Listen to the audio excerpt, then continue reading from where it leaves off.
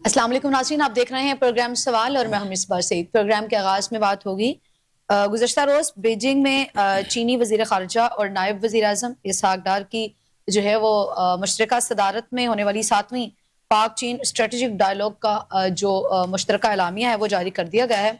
इस एलामिया के मुताबिक पाकिस्तान और चीन का दहशतगर्दी के खिलाफ ज़ीरो टॉलरेंस पॉलिसी और सिक्योरिटी ताउन को मज़ीद बढ़ाने पर इत्तेफाक हुआ है। इसके साथ साथ हम बात करेंगे IMF की जानिब से गवर्नर्स की खामियों की निशानदेही के बाद जो है वो अहम फैसले सामने आए हैं। वज़ीर आज़म ने इक़्तिसादी गवर्नेंस सिस्टम्स के लिए जो है वो कमेटी तश्कील दी है। वफाकी वज़ीर ख़जाना 15 रुकनी कमेटी के चेयरमैन मुकर्रर किए गए हैं और सेक्रेटरी ख़जाना, सेक्रेटरी कानून और सेक्रेटरी मनसूबाबंदी जो है वो भी इस कमेटी के जो अहम रुकन हैं उनमें शामिल हैं।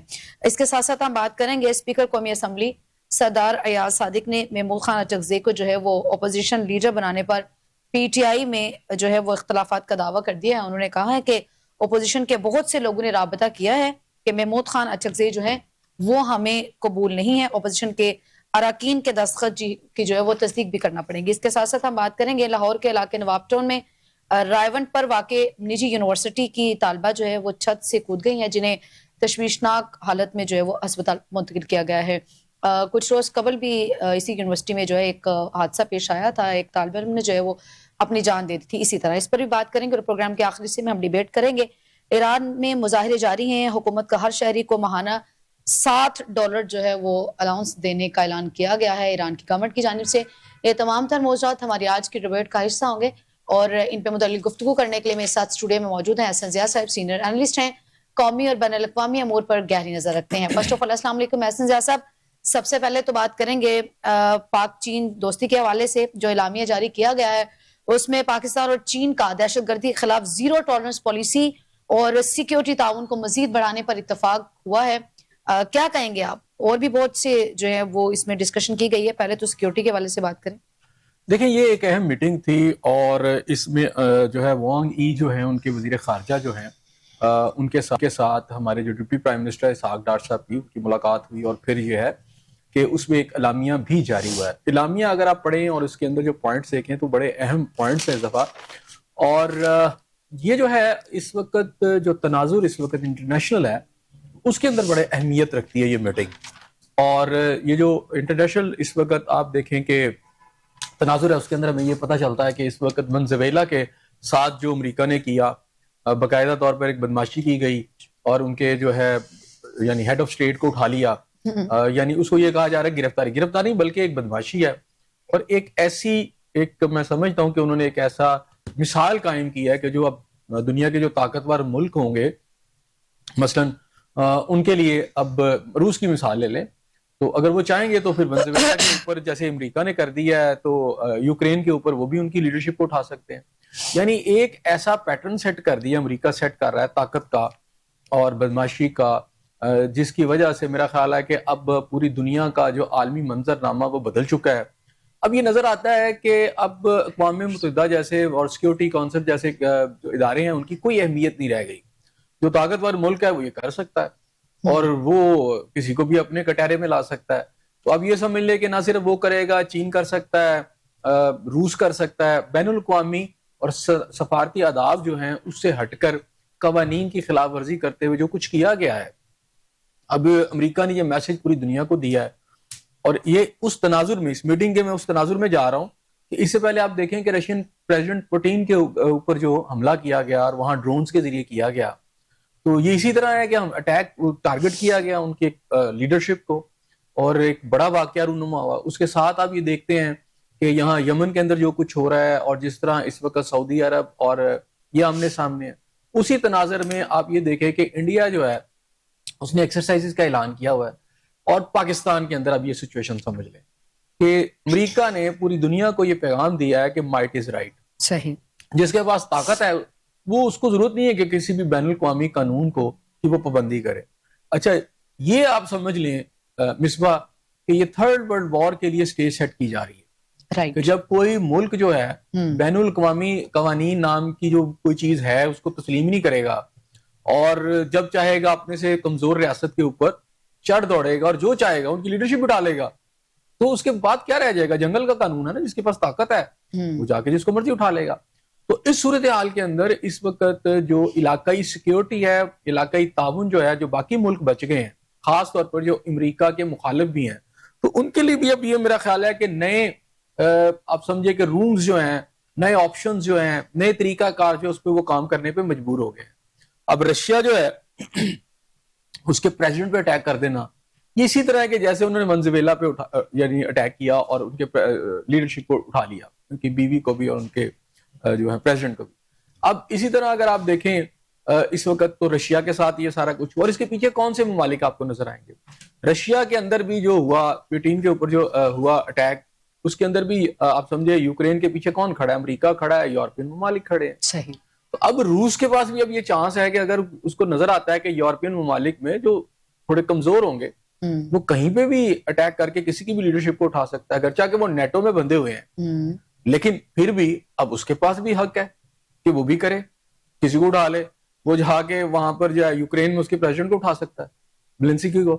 تو اب یہ سمجھے کہ سارا طریقہ کار جو اس وقت دنیا کی شطرنج ہے اس میں چیزوں کو ڈیل کرنے کا طریقہ کار تیزی سے بدل گیا. اب اس وقت امریکہ کے ساتھ جس کی سب سے بڑی مخاصمت ہے، یا اس کو نظر آتا ہے کہ سب سے بڑا کوئی ملک ہے، تو وہ چائنا ہے. اور چائنا اور رشیا کا اتحاد، اور پھر اس ریجن کے اندر ایک نیا بلاک جو بن رہا ہے، اب اس بلاک نے بھی خود کو سٹرینتھن کرنا شروع کر دی ہے. آلریڈی پاکستان کی اور ان کی دوستی تو بڑی، آپ کو پتا ہے کہ پرانی چین کے ساتھ ہے، بڑی گہری دوستی ہے.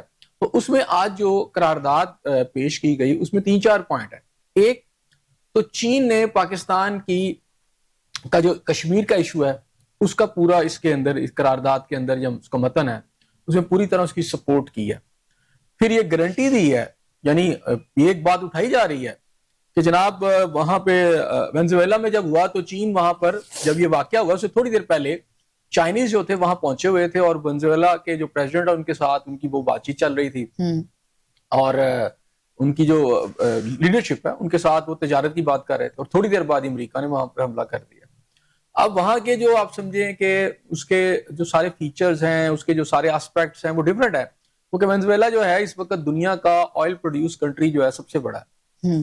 303 یا 300 سے کچھ زیادہ جو ہے بلین ان کے جو ہیں بیرل جو ہیں وہ پیٹرول اور جو آئل ہے اس کے ریزروز ہیں دنیا میں سب سے زیادہ ہیں. سعودی عرب سے بھی زیادہ ہے، ایران سے بھی زیادہ ہیں، اور ایون مڈل ایسٹ سے بھی سب سے زیادہ انہی کے ہیں.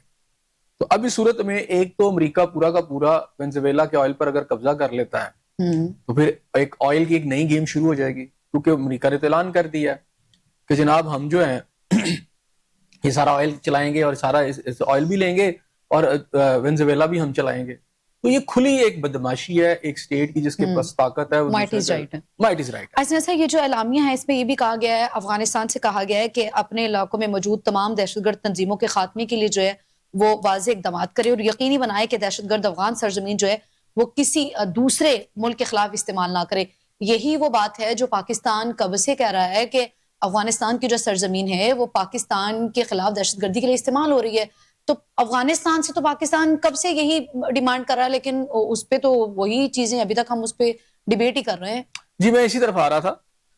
اب اس کے اندر میں نے کہا کہ پاکستان کی سالمیت کے حوالے سے بات کی گئی. وینزویلا کی میں نے اس لیے بات کی کہ چین کے اوپر یہ کہا گیا اور رشیا کے اوپر کہا گیا اس حوالے سے جب یہ واقعہ ہوا ہے کہ جناب چائنا کے ساتھ آپ کی جتنی مرضی دوستی ہو لیکن آپ کی جب علاقائی سالمیت جو ہے یا آپ کی انٹیگریٹی، آپ کی جو ڈیفنس ہے اس کو خطرہ ہوگا، تو چین نے وینزویلا کا بھی ساتھ نہیں دیا.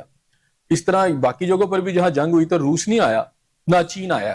تو پاکستان کو یہی کہا جا رہا ہے کہ جناب جب وقت آئے گا تو لڑنا خود پڑے گا. آپ ٹھیک ہے ٹیکنالوجی یا کوئی امداد تو لے سکتے ہیں لیکن لڑنا آپ نے خود ہی ہے. بات جو ہے نا یہ بالکل ٹھیک بھی ہے، لیکن چائنا کا معاملہ تھوڑا سا ڈیفرنٹ ہے پاکستان کے ساتھ. آج میں نے کہا نا متن میں علاقائی سالمیت کی بات کی گئی، اور یہ علاقائی سالمیت صرف افغانستان کے حوالے سے نہیں ہے، یہ تھوڑا سا پاکستان کو دونوں طرف سے گھیرا جا رہا ہے. آپ کے رائٹ میں مشرق کے اندر آپ انڈیا ایکسرسائزز اور سارا کچھ ہو رہا ہے، اور آپ کے ویسٹرن بارڈر کے اوپر اس وقت افغانستان والی سچویشن ہے. اچھا نہ صرف انہوں نے اس کو ڈیل کیا ہے کہ پاکستان کی علاقائی سالمیت پہ کوئی سمجھوتا نہیں ہوگا. یہ بڑی اہم قرارداد ہے. میں ان حالات کے اندر جب یہ سچویشن بن رہی ہے کہ اگلا ٹارگٹ یہی کہا جا رہا ہے، آپ کو پتا ہے کہ ایران کے اندر اس وقت جو مظاہرے شروع ہو گئے ہیں اور ابھی 40 کے قریب ان کے شہروں میں پھیل چکے ہیں. تو وہ جو سچویشن ہے, اس سچویشن کو اگر آپ دیکھیں تو اس سچویشن کے اندر پاکستان جو ہے کہا جا رہا ہے کہ اگلا ٹارگٹ ہے. اچھا اگلا ٹارگٹ اگر ہے تو پاکستان کو بھی تو اپنے ساتھیوں کی, دوستوں کی ضرورت ہے. تو چائنا کا یہ والی جو ملاقات ہے, اس کے اندر قرارداد کا پاس ہونا یا قرارداد آنا یا اس کا متن جو بھی آپ کی جوائنٹ کوئی ریزولوشن ہے یا آپ نے جوائنٹ کوئی اعلامیہ جاری کیا ہے, تو اس کے اندر بہت ساری چیزیں واضح ہیں. یہ جوائنٹ جو ہے اعلامیہ جو ہے یہ بڑی امپورٹنس کا میں سمجھتا ہوں کہ حامل ہے. اس کے اندر ایسا سب جہاں پہ سیکیورٹی تعاون کو مزید مضبوط بنانے پر اتفاق کیا گیا, اس اعلامیہ میں اقتصادی لحاظ سے بھی, معاشی اور تجارتی لحاظ سے بھی کہا گیا کہ اس میں مزید جو ہے وہ تعاون بڑھائیں گے. ہم دیکھتے ہیں کہ بلین آف ڈالرز کے جو ہیں وہ ایم او یوز سائن ہوتے ہیں, لیکن اس کے بعد نتیجہ کچھ بھی نہیں ہوتا. مطلب ہر سال ہم یہ بتاتے ہیں کہ پاکستان جو ہے وہ خط غربت کی لکیر سے جو پہلے تھے اس سے مزید ہم نیچے چلے گئے ہیں. انفراسٹرکچر کو اگر ہم دیکھیں تو وہ بھی تباہ حال شدہ ہے, جو رہا سا ہے وہ سیلاب کی نظر ہو جاتا ہے. تو بلینز ڈالر کے ایم او یوز پر سائن ہونا, پھر ہر اعلامیے میں یا ہر ملاقات میں چین کی بات کریں سب, وہ چاہے چین کے ساتھ بھی آپ کی جب بھی کوئی وزیر اعظم حلف اٹھاتا نا تو وہ سب سے پہلے چین کا ہی دورہ کرتا ہے, اور اس میں ہمیں یہی نوید سنائی جاتی ہے کہ بلین ڈالرز کے جو ہیں وہ ایم او یو سائن ہو چکے ہیں. چین کے ساتھ بھی آپ کے 12 ایم او یو سائن ہوئے, لیکن میں پوچھنا یہ چاہ رہی ہوں کہ اقتصادی تعاون کی یقین دہانی کے بعد ہم کہاں پہ سٹینڈ کر رہے ہیں؟ دیکھیں بات یہ ہے کہ چائنا کا معاملہ جو ہے نا بالکل اس سے ڈیفرنٹ ہے. ایم او یوز نہیں ہے, بلکہ چائنا نے تو آپ کی جس طرح کی ہیلپ کی ہے, اچھا آپ کی جو جتنی آپ سمجھیں کہ آپ کے جہازوں کی انڈسٹری ہے, آپ کی فائٹر پلینز ہیں, وہ چائنا کے تعاون کے ساتھ ہی ہوئی, عملی طور پر کچھ ہوا ہے نا. اسی طرح آپ کی راکٹ جو ہے, جتنی بھی ٹیکنالوجی ہے اس کی جو بننا, اس کے میزائلز بننا, پھر اس کے علاوہ سب سے بڑا آپ کو پتا ہے کہ ون بیلٹ ون روڈ جو والا جو منصوبہ ہے وہ پاکستان کے اندر سے جتنا بھی چائنیز اس وقت کوریڈور گزر رہا ہے وہ چائنا کا آپ کا عملی ثبوت ہے اس بات کا. سمپلی ایم او یو تو نہیں, سائن میں بہت سارے انرجی کے پروجیکٹس ہیں, بہت سارے انفراسٹرکچر کے پروجیکٹ ہیں جس میں چائنا اور پاکستان اس وقت باقاعدہ طور پر کام کر رہے ہیں, اور وہ آلموسٹ جو ہے نا کمپلیشن کے قریب ہے. ٹھیک ہے, اور پھر کئیوں پر کام جو ہے اگر مکمل ہوا ہے تو اس کے اوپر باقاعدہ طور پر جو ہے اس پر کام شروع ہو گیا ہے, اور اس کو آپ سمجھیں کہ اس کی امپلیمنٹیشن ہو چکی ہے. ابھی آپ کا جو راستہ آتا ہے چین سے سارا کا سارا, یہ جو روڈ آ رہی ہے ساری چائنیز کوریڈور, ساری کی ساری بنائی کس نے ہے؟ چائنا نے مل کے بنائی ہے نا پاکستان کے ساتھ. میرا خیال ہے پاکستان کا اور چائنا کا کیس جو ہے نا وہ تھوڑا ڈفرینٹ ہے. تو اس اعلامیے کے اندر دیکھیں 3-4 چیزیں ہیں. ایک تو یہ ہے کہ پاکستان کی سالمیت کے تحفظ کی بات کی ہے چائنا نے, کہ ہم کسی بھی صورت میں اس کی جو سالمیت ہے اس پہ آنچ نہیں آنے دیں گے. تو اس کا مطلب یہ ہے کہ اگر کل کو کوئی پاکستان کے اوپر اس طرح کا کوئی سچویشن ہوتی ہے, فار ایگزامپل انڈیا پاکستان پہ اٹیک کر دیتا ہے, یا افغانستان کی طرف سے کوئی ایسا اٹیک آ جاتا ہے کہ جو اس طرح کی سچویشن بن جاتی ہے, تو چائنا کا اس اعلامیے کے اندر جو اعلان ہے وہ یہ ہے کہ چائنا فزیکلی اس کو روکے گا. سمپلی یہ نہیں ہوگا, اس سے جو آپ انفر کر سکتے ہیں وہ یہ ہے کہ چائنا اس طرح نہیں ہوگا کہ جیسے وینزویلا میں یا کسی اور جگہ پر ہوا ہے. یہاں جو چائنیز فورسز ہیں وہ بھی پاکستان کے ساتھ جوائنٹلی مل کے کوئی ایکشن کر سکتی ہیں, اور یہ ممکنات میں سے ہے. اچھا, دوسری اس میں اہم بات یہ ہے کہ کشمیر کا جو ایشو ہے وہ جو ہے انہوں نے بڑا دہرایا ہے. پاکستان کا جو سب سے بڑا ایشو ہے وہ کشمیر کا ایشو ہے. دوسرا پاکستان کا جو بڑا ایشو ہے وہ افغانستان کا ایشو ہے. تو افغانستان کو بڑا کلیئر کٹ میسج دیا گیا, جو آپ نے خود بھی کہا ہے کہ ان کی سرزمین جو ہے ٹیررزم کے لیے استعمال نہیں ہونی چاہیے. میں یہ پوچھنا چاہ رہی ہوں حسن صاحب, یہی میسج تو پاکستان بھی دے رہا ہے نا افغانستان کو, تو چائنا کے میسج ڈیلیور کرنے سے کیا فرق آئے گا؟ اسٹرانگ ہو جاتا ہے. چائنا ایک سپر پاور ہے, وہ اگر افغانستان کو دے رہا ہے, اور افغانستان کے اندر ان کے بہت پاکستان بھی ایٹمی پاور ہے, پاکستان چائنا کی بہت زیادہ انویسٹمنٹ ہے اس وقت افغانستان کے اندر, اور افغان طالبان جو ہیں وہ چائنا سے اس وقت مدد کے طالب ہیں, اور وہ چائنا کے ساتھ ان کے بہت سارے اس وقت پروجیکٹ چل رہے ہیں. تو جب جوائنٹ ہو جاتے ہیں, سپر پاور بیچ میں آ جاتی ہے, تو جو دوسری پارٹی ہوتی ہے اگر پاکستان کی بات نہیں مان رہی تو چائنا کی تو ان کو ماننی پڑے گی نا. ایک خاص حد جو ہے اس سے آگے افغانستان نہیں آ سکے گا پاکستان کے خلاف. تو میرا خیال ہے کہ آج چائنا نے اس چیز کو ریوائیو کیا بات کو. اور اس میں ایک اور اہم بات یہ ہے کہ پاکستان نے چائنا کے جو میجر ایشوز ہیں جس کے اندر امریکہ جو ہے چائنا کے خلاف ہے, اور اس کے ان ایشوز کے اوپر اس کے مخالفوں کی سپورٹ کر رہا ہے, مثلا تائیوان کا ایشو جو ہے اس میں پاکستان نے اس کے متن کے اندر بڑا کھل کر بات کر لی ہے کہ سنکیانگ کا مسئلہ ہو, تائیوان کا مسئلہ ہو, تبت کا مسئلہ ہو, یا چائنیز جو کیا کہتے ہیں سمندر ہے وہاں پر جو جنوب کے اندر یا ڈیپ آ جاتے ہیں, وہاں کے جو ایشو ہے اس کے استعمال کے حوالے سے پاکستان ٹوٹلی چائنا کی حمایت کرتا ہے, تائیوان کے ایشو کے اوپر بھی اور باقی ایشوز کے اوپر بھی, اور ہانگ کانگ کے ایشوز کے اوپر بھی. اچھا ایسے سب چونکہ چائنا کے حوالے سے آپ نے کہا کہ ایک بڑا کریڈٹ آپ نے چائنا کو بھی دے دیا، چونکہ اس اعلامیہ میں بھی جو ہے وہ سرمایہ کاری کے حوالے سے بھی بات کی گئی. اس وقت چین اور پاکستان کے درمیان جو تجارتی خسارہ ہے وہ 5 بلین ہے. پاکستان کا جو کل تجارتی خسارہ ہے وہ 5.9 بلین ہے. اب ماہرین معاشیات کہتے ہیں کہ اس تجارتی خسارے کا جو اہم ذمہ دار ہے وہ چائنا ہے. وہ کہتے ہیں کہ جی کمرشل اور گھریلو استعمال کی جو 80% اشیاء ہے وہ تو ہم چین سے منگواتے ہیں، اور پاکستان نے مزید جو ہے وہ 268 چینی اشیاء پہ جو ٹیرف ہے وہ بھی ختم کر دیے. تو وہ کہتے ہیں کہ اس تجارتی خسارے کی جو ذمہ دار ہے وہ بذات خود چین ہی ہے، اور ہم اس پہ اکتفا کریں کہ چائنا کو تو ایک بہت بڑا احسان ہے ہمارے اوپر. دیکھیں سب سے پہلی بات یہ ہے کہ چائنا ہم سے کیا چیز منگوا رہا ہے یا اس کو ہماری ضرورت ہے کہ نہیں. ہمارے یہاں مسئلہ یہ ہے کہ ہم جو ہے ایک تو اسکل لیول نہیں ہے ہماری، دوسری بہت سارے ایسے ایشوز ہیں کہ ہمیں جسے کہتے ہیں نا کہ ایڈ اپ کر کے کوئی اچھی حالت میں آپ کوئی ایسی چیز پروڈیوس کریں گے جو آپ کسی ملک کو دے سکیں. ہمارے یہاں پر نہیں ہے، ہمارے یہاں پر خام مال ہے. چائنا ہم سے اس حوالے سے بہت آگے ہے. چائنا کی جو ایکسپورٹ ہے یعنی وہ ہمارے لیے امپورٹ جو ہے وہ بہت زیادہ ہو گئی ہے. یہ جو تجارتی خسارے کی وجہ پوری دنیا کے ساتھ اس کے ساتھ یہی صورتحال ہے نا.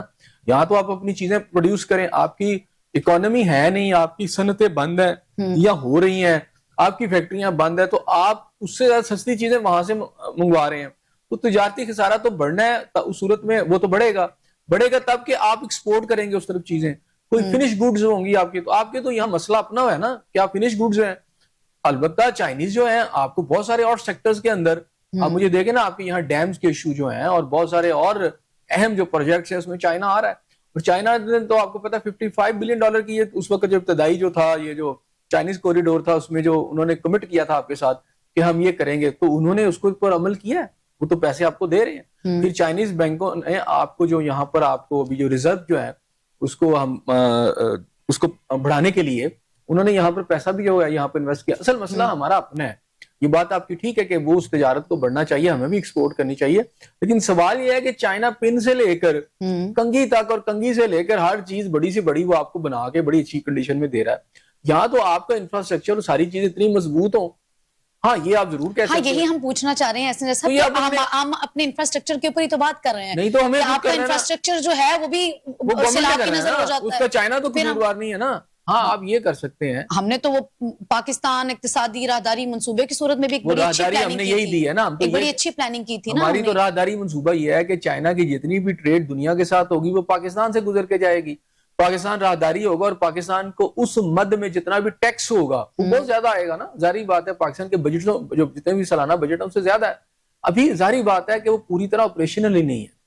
اب دوسری صورت میں آپ یہ دیکھتے ہیں ابھی انڈیا کے ساتھ آپ کی وار ہوئی ہے تو چائنیز ٹیکنالوجی آئی ہے تو جو آپ نے جس کے ساتھ مل کے آپ نے لڑا نا ان کے ساتھ یہ سارا کچھ تو کہیں نہ کہیں تو انہوں نے آپ کا ساتھ دیا تو یہ سارا کچھ ہوا. میرا خیال ہے چائنا کا case is totally different case. باقی ممالک کے ساتھ آپ کا کیس اور ہے. دوسری بات ہے کہ پاکستان ہے، میں اسی کمنگ ٹو دا چیز کہ ابھی آپ نے تائیوان اور ان جگہوں پہ بات کی یا باقی جگہوں کے حوالے سے کہ پاکستان نے چائنا کے اس کیس کو سپورٹ کیا. اب اگر میں بات کروں تائیوان کی، ٹھیک ہے نا، اور باقی جگہوں کی جہاں پر چائنا جو ہے اس وقت امریکہ کے خلاف کھڑا اور امریکہ اس کی مخالف قوتوں کو وہاں سپورٹ کر رہا ہے نا، ٹھیک ہے.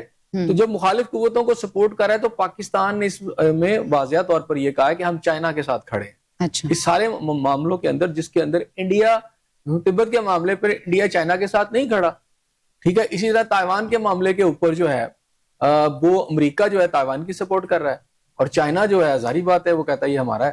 تو اس میں پاکستان نے چائنا کی سپورٹ کیا. تو پاکستان نے تھوڑا سا اس سارے ایشو کے اندر ہمیں یہ نظر آ رہا ہے کہ جہاں چائنیز ایشو آ گئے ہیں تو پاکستان امریکہ کا بھی ساتھ اس میں نہیں دے رہا اور پاکستان کلیئرلی چائنا کا ساتھ دے رہا ہے. تو پاکستان کی اس وقت جو خارجہ پالیسی ہے اس میں ہمیں کچھ دن پہلے ایسے لگا کہ پاکستان کی جو خارجہ پالیسی ہے وہ زیادہ شاید جھک گئی ہے امریکہ کی طرف، اور شاید یہاں یہ باتیں بھی کی جاتی رہی کہ اسرائیل کی طرف زیادہ جھک گئی ہے اور شاید چائنا ہم سے ناراض ہو گیا. لیکن یہ جو ابھی متن آیا ہے سارا جتنا بھی آپ کی اس وقت اعلامیہ آیا ہے اس میں پاکستان نے جو کور ایشو ہے چائنا کے اس کے اوپر چائنا کی مکمل سپورٹ کا اعلان کیا کہ ہم اس ایشو پہ جو کہ امریکہ مخالفت کر رہا ہے. تو اس کا مطلب ہے پاکستان کس کی مخالفت کر رہا ہے؟ ان ایشوز کے اوپر چائنا کی حمایت کر رہا ہے اور امریکہ کے ساتھ مخالفت کر رہا ہے. تو پاکستان کی جو پالیسی ہے میرا خیال ہے فورن پالیسی کسی ایک ملک پر ڈیپینڈنس کی بھی نہیں ہے. صحیح. پاکستان چائنا ایک بڑا بلاک ہے اس وقت، رشیا چائنا. وہ وہاں پر بھی اسی طرح کام کر رہا ہے اور ساتھ کوشش کر رہا ہے کہ امریکہ کے ساتھ بھی اس کے تعلقات ٹھیک ہوں. یہ بڑی ایک پیچیدہ سی ایک میں سمجھتا ہوں لائن ہے کہ جس کے اوپر he has to walk she has to walk, اس کے اوپر اس کو چلنا پڑا ہے اس وقت چائنا کو, پاکستان کو ٹائٹ روپ کے اوپر. تو مشکل ہے لیکن اچھے طریقے سے چل رہے ہیں. اچھا ایسا سب جو امریکہ ہے, امریکہ یا یورپین ممالک ہے, وہ پاکستان سے جو ہے وہ ویلیو چیزیں خریدتا ہے ابھی جس کے اوپر ہم ڈیبیٹ کر رہے ہیں, جبکہ جو چین ہے وہ ہم سے خام مال خریدتا ہے, پھر الٹا وہ مہنگے کپڑوں کی صورت میں ہم اس کو جو ہے وہ خرید بھی رہے ہوتے ہیں, وہ ہم ہی سے خریدتے ہیں, پھر ہم ہی کو مہنگے داموں فروخت بھی کرتے ہیں. اگر چین جو ہے وہ اسے پاکستان کی ترقی کے لیے اتنا ہی سنجیدہ ہے کہ ہر اعلامی میں کہا جاتا ہے کہ اتنی ارب کی یا اتنے بلین ڈالر کی سرمایہ کاری ہے, اگر واقعی حقیقی معنوں میں چین کو پاکستان سے اتنی ہمدردی ہے تو پھر وہ کیوں نہیں ویلیویٹ چیزیں خریدتا؟ دیکھیں آپ نے بات کی ویلیو ایڈڈ, پاکستان سب سے پہلی بات ہے کہ پاکستان کی جو میجورٹی چیزیں ہیں ویلیو ایڈڈ ہے ہی نہیں.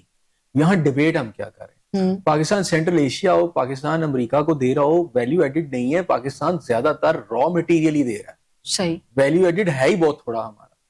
اور چائنا کو بھی اسی لیے را مٹیریل کی ضرورت ہے. ہمارے پاس تو وہ ٹیکنالوجی نہیں ہے, چائنا ہم سے بہت آگے ہے, ہمیں وہ زیادہ اچھی فنش گڈ جو ہے سستے میں دے رہا ہے. ٹھیک ہے, اسی لیے شاید ہمارے یہاں پالیسی ایسی نظر آ رہی ہے کہ ٹھیک ہے راہداری کا کام کرو, چائنیز مال بھی جائے, اور دنیا میں ایسے ہی ہو رہا ہے کہ دنیا میں افریقن ممالک ہوں یا بہت سارے جو آپ کے تھرڈ ورلڈ کنٹریز ہیں اس کے اندر چائنا کی پروڈکٹس اس طرح پینیٹریٹ کر گئی, ایون امریکہ کے ساتھ ان کا ٹریڈ کا بہت بڑا سائز ہے. اچھا ٹھیک ہے نا, تو اس کی وجہ یہ ہے کہ اس میں ہماری کوتاہی ہے. ویلیو ایڈڈ چیزیں کیا ہے, ہماری یہاں ملیں بند ہو رہی ہیں. ویلیو ایڈڈ تو بات کی بات ہے نا. مثال ہے کہ آپ نے فرض کیا نمک آپ کے پاس ہے موجود, تو ویلیو ایڈڈ جا کے وہ انڈیا میں جب جاتا ہے تو وہاں سے آگے وہ فنش گڈز کی شکل میں اور کافی اس کی شکلیں بدل جاتی ہیں اور وہ جا کے مہنگے داموں بکتا ہے. ہم تو نمک ہی دے رہے ہیں نا, ہم تو یہاں سے کچھ نہیں کر رہے. تو بات یہ ہے کہ ہم خود را جو ہے نا پروڈیوس جو ہم کرتے ہیں وہ را مٹیریل ہم باہر بھیج رہے ہیں. ہمارے یہاں زیادہ سے زیادہ یہ ہے کہ آپ کی فیصل آباد کی ملیں ہیں کپڑے کی, اسی کے اوپر آپ بات کرتے ہیں کہ جی ہم کپڑے کی ملیں بنا کر رہے ہیں, یا وزیر آباد کے چھری کانٹا ہے, آپ دے کے آ رہے ہیں, پروڈیوس کیا کر رہے ہیں. آپ کی سب سے بڑی جو مل ہے, میں ٹیکنالوجی کے حوالے سے بات کروں تو آپ کی جو سٹیل مل ہے اس کا جو حال ہے آپ کے سامنے ہے, کیونکہ سٹیل مل جو ہے را مٹیریل پیدا کرے گی تو آپ کے یہاں کو گڈز بنے گی نا. آپ کے تو یہاں یہ اس کا بھی جو مٹیریل ہے وہ باہر سے آ رہا ہے اور ممالک سے آ رہا ہے, آپ نے اپنی سٹیل مل ہی نہیں چلا رہے. اس سٹیل کی جو پروڈکٹ ہے وہ آپ کو لا کے پھر آپ کو یہاں چیزیں بنانی پڑیں. اچھا سٹیل ملز بھی ہماری کسی کام کی نہیں, پھر اس کے بعد کمرشل اور گھریلو استعمال کی جو چیزیں ہیں وہ بھی ہم بتا رہے ہیں کہ 80% جو ہے وہ ہم چائنیز استعمال کرتے ہیں. پھر 268 اشیاء ایسی ہیں جس کے اوپر چائنیز جو ہے وہ ٹیرف لاگو ہی نہیں ہوتا. اگر اتنا کچھ بھی سارا کچھ ہے, پھر اس کے باوجود ایسے سب کس معاشی ترقی کی بات ہو رہی ہے, پھر کس اقتصادی اعلامی کی بات ہو رہی ہے, کون سی سرمایہ کاری ہے؟ جی وہ 80% تو ہمیں گھریلو اور کمرشل ایشیاء ہم انحصار کر رہے ہیں چائنا کے اوپر, پھر ہم کہہ رہے ہیں کہ سرمایہ کاری بھی ہو رہی ہے. بالکل مطلب دونوں چیزیں اتنی تضاد ہے کہ وہ میں خود سمجھنے سے قاصر ہوں. نہیں بالکل آپ صحیح کہہ رہی ہیں. یہی جو فگر ہے, یہ جو آپ کی مس مینجمنٹ ہے معاشی معاملات کے اندر یا گورننس کے جو ایشوز ہیں, اسی پر آپ دیکھیں نا کہ آئی ایم ایف نے انگلی اٹھائی جو آپ نے ابھی شروع میں بتایا, میں اسی کو اس کے ساتھ ریلیٹ کر دیتا ہوں جی کہ ہم اس پہ بات کر لیتے ہیں کہ اس کے اندر آپ نے آج کو 15 رکنی کمیٹی پرائم منسٹر پاکستان نے بنائی کہ جناب یہ کمیٹی جو ہے یہ آگے اس کو دیکھے غور و فکر کرے گی اور اس میں سمائی سطح کے اوپر وہ یا مہینے کی سطح کے اوپر وہ اپڈیٹ کرے گی. تو مجھے بتائیں کہ اس کے اندر سیکٹری خزانہ آ گئے ہیں یا سیکٹری قانون آ گئے ہیں, سیکٹری منصوبہ بندی ہیں, وہ ساری کمیٹی میں شامل ہیں. یہ سارے اسی طرح ہی ہیں کہ میر کیا سادہ ہیں بیمار ہوئے جس کے سبب اسی عطار کے لڑکے سے دوا لیتے ہیں. جنہوں نے یہ بربادی پھیری ہے انہی کی کمیٹی بنا دی گئی ہے. اور اس کمیٹی میں کیا نکلنا ہے, وہ جسے کہتے ہیں نا اب کمیٹی ڈال دی آپ نے, تو ہمارے تو یہاں سے لگتا ہے کہ کمیٹی ڈال دی گئی. پاکستان کے اندر یہ ایشو جب خراب کرنے ہوں تو کیا ہوتا ہے, جی کمیٹی بن گئی ہے, جی وہ کمیٹی میں ایشو چلا جاتا ہے, پھر کبھی اس کا واپسی نہیں ہوتی. ابھی آپ کے سامنے یہ ہوا کہ جب چینی کا مسئلہ ہوا ایکسپورٹ کا سارا, تو کمیٹی بن گئی. جی کمیٹی نے کیا نکالا, آج تک چینی مارکیٹ میں نہیں آ سکی. ٹھیک ہے, اسی طرح آٹا غائب ہو گیا, کمیٹی بن گئی. جی اچھا یہ بیوروکریسی آپ کی, یعنی جو کرپٹ ترین ہے جس کے اوپر آئی ایم ایف کہہ رہا ہے کہ جناب ان کی وجہ سے سارا کچھ, انہیں کو پھر انچارج بنا دیا, تو اس میں سے نکلنا کچھ بھی نہیں ہے. تو بات یہ ہے کہ یہی وجہ ہے کہ پاکستان کے اندر اس وقت جو صورتحال ہے, معیشت کے جتنے بھی اعداد و شمار ہیں, یہ جو مرضی کہتے رہے, اگر ٹھیک ہوتی تو ضرورت تھی اتنی بڑی کمیٹی بنانے کی جس میں سارے سیکٹری ڈال دی ہیں کہ کچھ نکال کے دو. نکلنا کیا ہے, وہ خود ہی تو سارا خراب کر رہے ہیں. تو گورننس جنہوں نے برباد کی ہے. اچھا یہ چیز تو ایک ویریفائی ہے کہ آئی ایم ایف نے بھی آپ کو واضح کر دیا کہ 5,353 ارب روپے کی جو ہے وہ آپ کے ہاں کرپشن ہوئی ہے. پھر آپ کہتے ہیں کہ ہمیں تو ہماری غلطیوں کا بھی نہیں علم تھا, یہ تو آئی ایم ایف کی مہربانی ہے کہ اس نے ہمیں بتا دیا کہ جی اتنی کرپشن ہوگی. جب یہ چیز بھی ویریفائی ہو چکی ہے کہ اتنے ارب کی کرپشن ہوئی ہے تو ایسے سب اس کو فلٹر کرنا اتنا مشکل ہوتا ہے کہ یہ اتنی کرپشن کس نے کی, کسی ایک شخص نے کی یا اس کے ماتحت بھی کچھ لوگ تھے جنہوں نے یہ سارا کام کیا. اب یہ کسی اکیلے شخصیت کا کام تو نہیں ہے, شخص کا کام تو نہیں ہے کہ وہ اتنے ارب کی کرپشن کر لے. اس کے ماتحت کچھ تو ہوگا, تو اس کو فلٹر کرنا اتنا مشکل ہے کہ آپ کہتے ہیں ہم نے پوری پتہ نہیں 21 رکنی کا 25 رکنی ایک کمیٹی تشکیل دے دی ہے, اب وہ کمیٹی ہمیں بتائے گی کہ جی کرپشن اصلی کی کس نے ہے. مصباح اس عوام میں سارے ننگے ہیں, you scratch my back I scratch yours, ٹھیک ہے. اب مجھے یہ بتائیں کہ یہ جو چینی گئی تھی وہ تو کیبنٹ کی منظوری سے باہر گئی تھی نا, اور واپس بھی ان کی منظوری سے آئی, اور اس میں اتنا بڑا سکیم نکل آیا. تو اب وہ سکیم نہیں پکڑا گیا, پکڑنے والے بھی یہی تھے, کرنے والے بھی یہ ہیں. یعنی ایک ہوتا ہے نا ہمارے یہاں پر کہ جس تھانے کے اندر ظلم و ستم ہوتا ہے اسی کے انچارج کو پھر اس کی تفتیش کے لیے لگا دیتے ہیں, ایک خاص طریقہ معاملے کو یعنی بند کرنا ہوتا ہے. اب ان کے لیے مصیبت یہ ہے کہ یہ تو معاملے کو بند کرنا چاہتے ہیں, لیکن آئی ایم ایف جو ہے بند نہیں ہونے دے رہا. اب آئی ایم ایف جو ہے بند نہیں ہونے دے رہا تو ظاہری بات ہے کچھ نہ کچھ تو کرنا ہے. پنجابی میں کہتے ہیں جی گونگلواں تو مٹی چاڑنی. اب یہ کمیٹی بن گئی ہے, کمیٹی میں ایشو آ جائے گا, جو پرائم منسٹر صاحب کو بتایا جا رہا ہے جی گورننس کے کیا مسائل ہیں.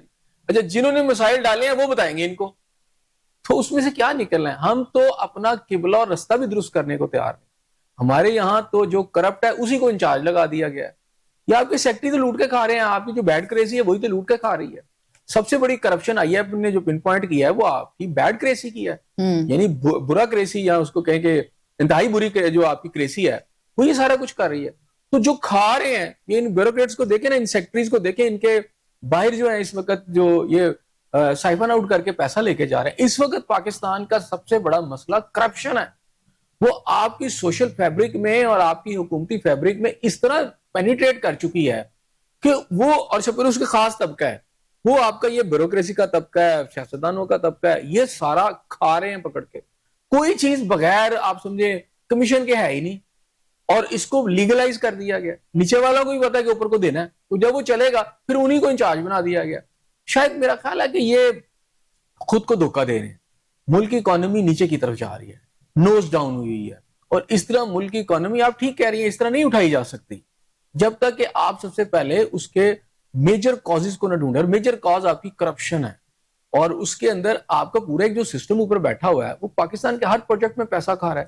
تو جب آپ پیسے کھا رہے ہیں تو وہ تو کرپشن کی نظر ہو گیا, یعنی 5000 ارب روپیہ, اٹس اے ہیوج اماؤنٹ, وہ تو نظر ہو گیا, وہ کھا پی گئے. تو آپ پھر جنہوں نے کھایا پیا اس کی ان کو تو پن پوائنٹ کیا ہی نہیں گیا, پھر انہی کو سارا کچھ دے دیا. یہ جتنے سیکٹریز ہیں اس میں شامل ہیں اس کرپشن کے اندر, اور ان کے نیچے جتنی بھی ان کی وہ فوج ظفر موج ہوتی ہے. مطلب ہر سیکٹری کے گھر میں 10-10 گاڑیاں کھڑی ہیں, کوئی اس کی وہ ساس کے گھر میں ہے, کوئی اس کی وہ کیا کہتے ہیں نند کے گھر میں ہے, اور کوئی اس کے وہ کیا کہتے ہیں بھائی کے گھر میں گاڑیاں سرو کر رہی ہیں, اور کوئی حساب کتاب ہی نہیں ہے. اور ان کا یہ جو لیوش قسم کی زندگی ہے یا لائف سٹائل ہے اس کو مزید ہر سال اور بہتر کیا جاتا ہے. ابھی میرے پاس کچھ ویڈیوز آئی ہیں, ابھی اگر آپ دیکھیں کہ پنجاب پولیس کے افسران کے دفاتر دیکھ لیں تو آپ کانوں کو ہاتھ لگا لیتے ہیں.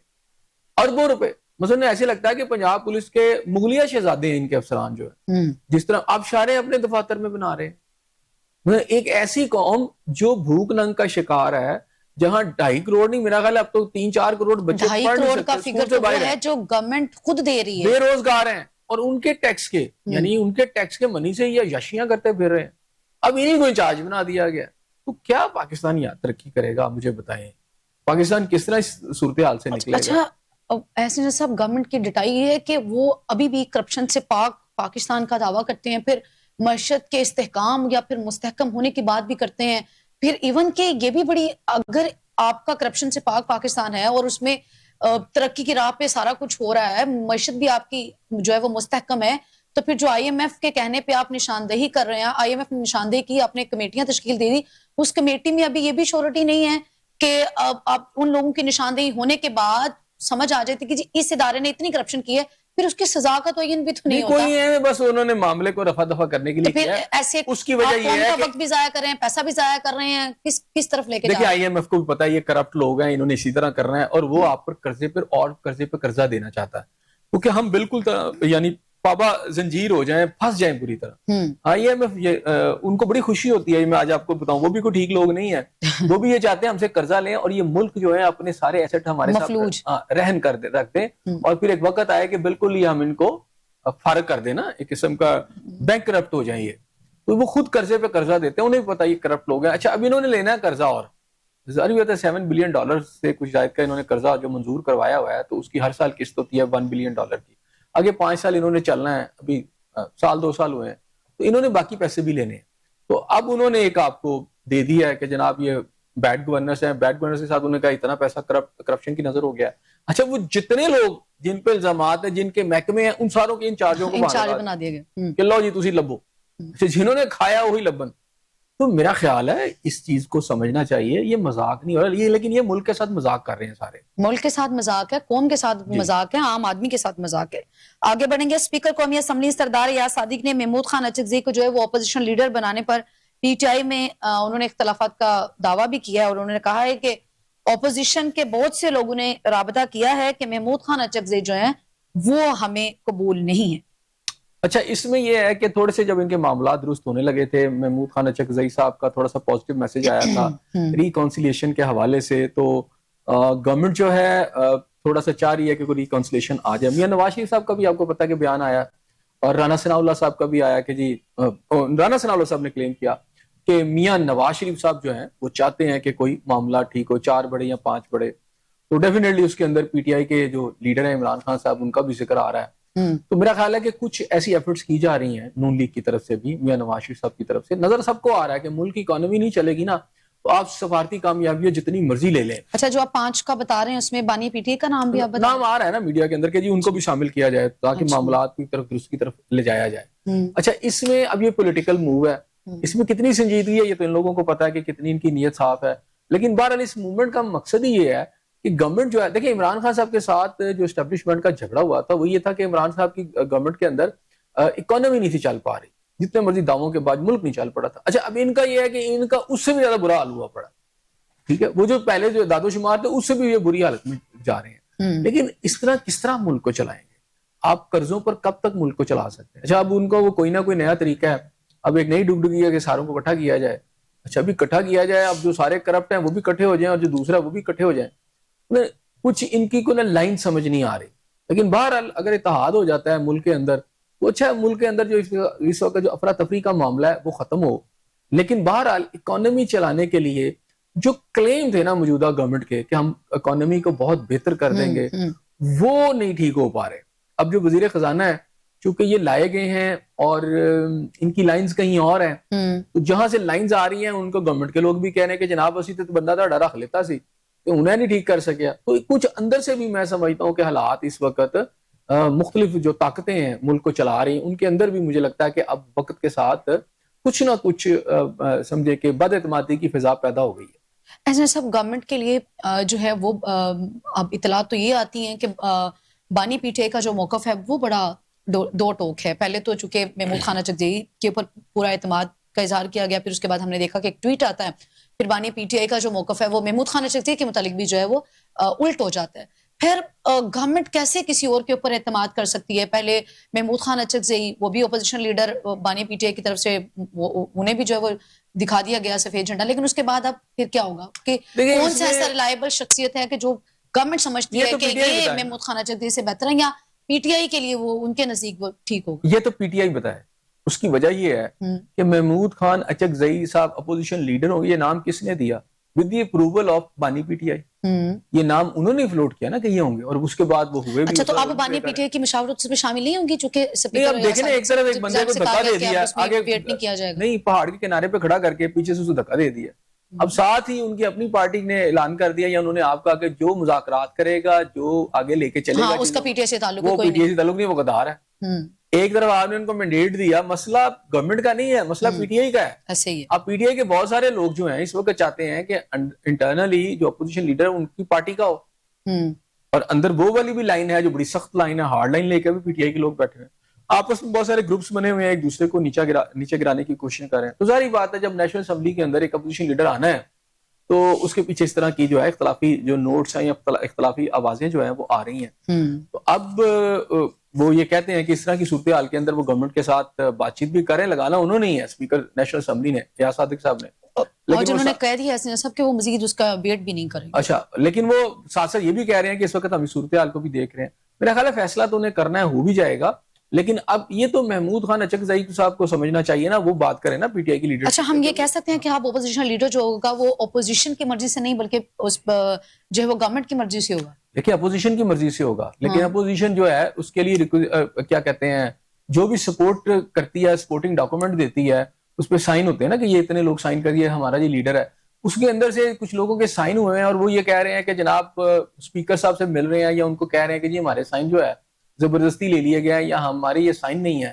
تو ڈیفینیٹلی اسپیکر نے آج اعلان کیا ہے کہ جناب وہ سائن بھی انہوں نے کہا کہ اس کی بھی ویریفیکیشن تو ویریفیکیشن ہوگی نا. وہ ویریفیکیشن اس طرح ہوتی ہے کہ جس بندے کے سائن اس کو بلا کے پوچھ لیں گے کبھی آپ نے یہ سائن کیا, وہ کہیں گے ہاں کیے ہیں, تو مان لیا جائے گا. آگے بڑھیں گے. لاہور کے علاقے نواب ٹاؤن میں جو ہے وہ رائے ونٹ روڈ پر واقع نجی یونیورسٹی ہے, اس کی طالبہ نے چھت سے وہ کود گئی ہیں جنہیں اب تشویشناک حالت میں جو ہے وہ ہسپتال منتقل کر دیا گیا ہے. ایسے صاحب اسے قبل بھی اسی طرح کے ایک واقعہ پیش آیا ہے, ایک طالب علم نے جو ہے وہ یونیورسٹی کی چھت سے اسی طرح کود کے اپنی جان دے دی تھی.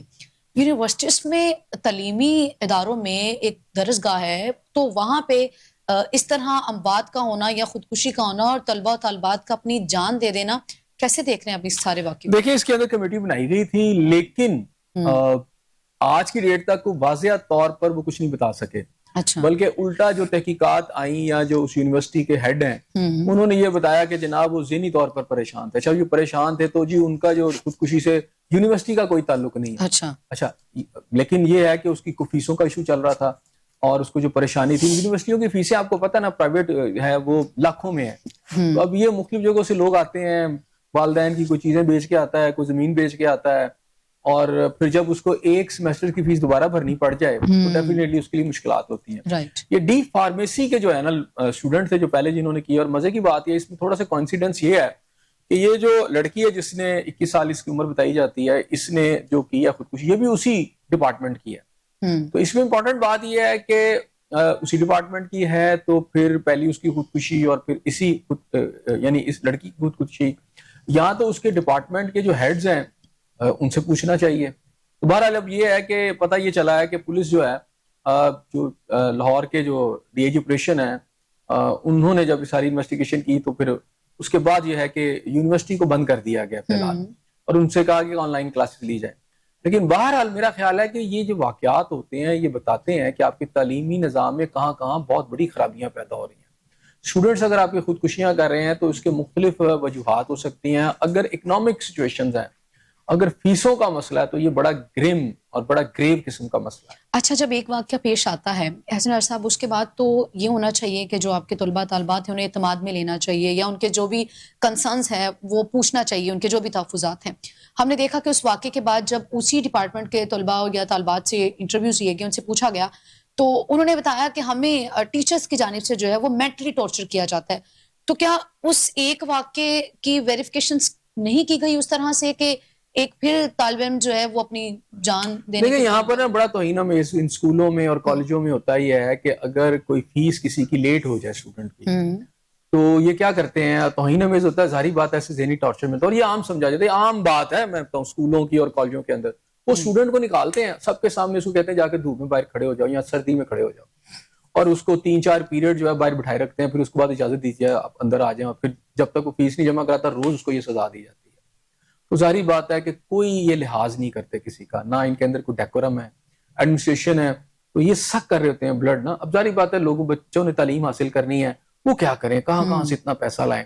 مثلا عام سیمیسٹر بھی جو ہے نا آپ کا اینولی 6-7 لاکھ کا, کہیں 12 لاکھ کا ہے, کہیں 13 لاکھ کا ہے. تو مجھے یہ بتائیں کہ ایک تو عام آدمی تو یہ تعلیم ہی نہیں حاصل کر سکتا, یہ تو وہی کرے گا نا جو اپنی کو گاڑی بیچ دے گا, کو گھر بیچ دے گا, تب اپنے بچوں کی فیس جو ہے اس طرح پوری کرے گا. عام پاکستان کے اندر اس وقت جو فائنینشیل حالات ہیں, آپ کی میجورٹی آف دی پاپولیشن جو ہے وہ آپ کے سامنے ہے, اور ہیوج اماؤنٹس ہیں. اور پھر ظاہری بات ہے جب وہاں پر جاتے ہیں وہاں پر ایک سٹیٹس, یعنی یہ سب یونیورسٹیاں سٹیٹس سمبل بن گئی ہیں نا ساتھ. تعلیم نہیں دی جا رہی, یہ کاروبار ہے ایسی, تو جس کے پاس پیسہ ہے وہ آ کے لے لے تعلیم. تو اس سے جو ہے تعلیم تیزی سے, اگر آپ کے 2.5 کروڑ بچے ہیں تو وہ اب اس میں سمجھیں کہ کروڑ 1.5 کروڑ کا اضافہ ہو چکا ہے. اب سب سے بڑا ایشو یہ آ رہا ہے کہ ہائر ایجوکیشن کے اندر جو ہے نا تعلیم جو ہے وہ لوگ نہیں حاصل کر پا رہے, اور اس سے ڈراپ آؤٹ ریٹ جو ہے نا, ڈراپ آؤٹ ریٹ وہ تیزی سے بڑھتا چلا جا رہا ہے.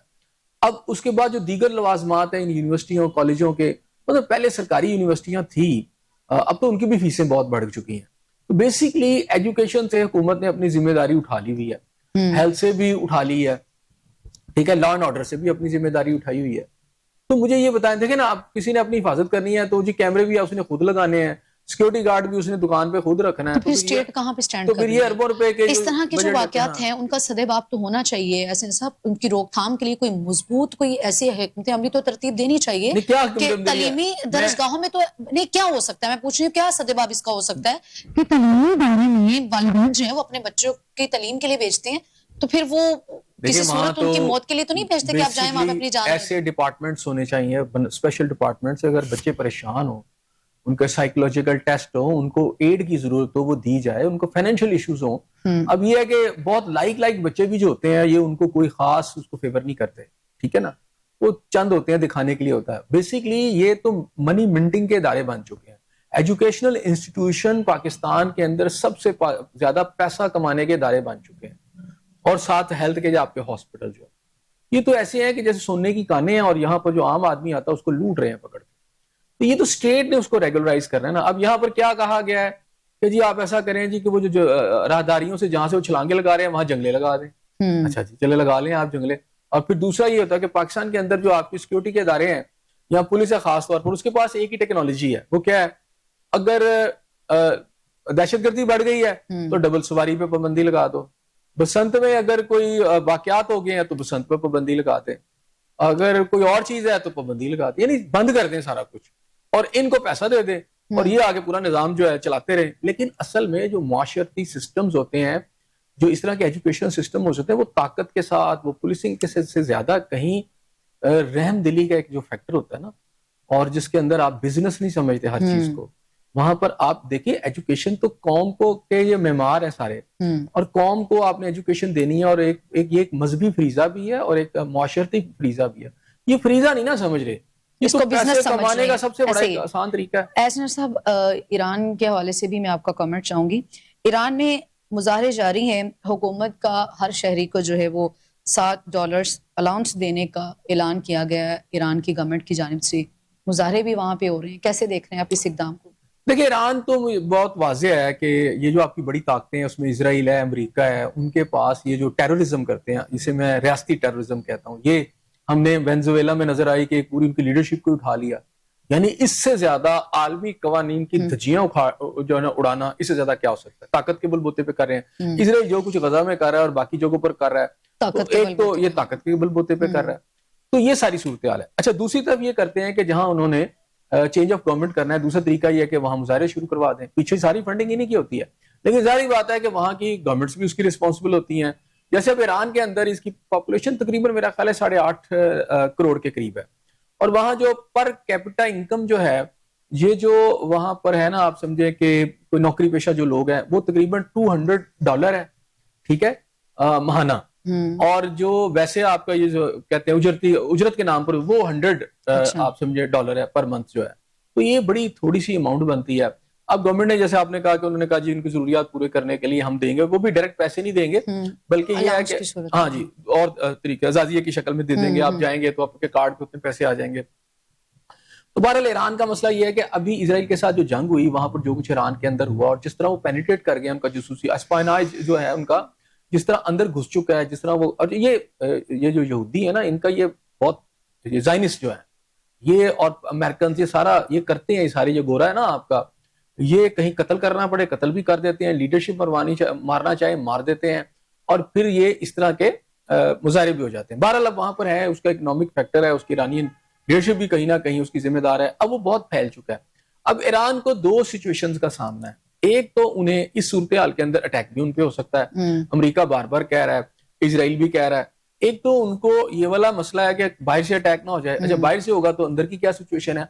اندر کی یہ سچویشن جو ہوتی ہے نا, وہ پھر اوپر کی پوری لیڈرشپ کو کمزور کر دیتی ہے, اور باہر سے اٹیک ہو تو وہ کامیاب ہو جاتا ہے. ٹھیک ہے نا. اسی طرح کی سیم پوزیشن پاکستان کی جو لیڈرشپ ہے اسے بھی دیکھنا پڑے گا. بالکل سے بھی دیکھنا پڑے گا, اور یہ جو ہے وہ اکانومک فیکٹر ہے, اور کہیں نہ کہیں پہ جو ہے وہ ایرانی گورنمنٹ بھی اس کی ذمہ دار ہے. بہت شکریہ احسن صاحب آپ کا. ناظرین آپ کا پروگرام دیکھنے کا شکریہ. فی الوقت مجھے احسن ضیاء صاحب کو دے اجازت. کل پھر ملاقات ہوگی, سیم چینل سیم ٹائم. اللہ نے کے بعد.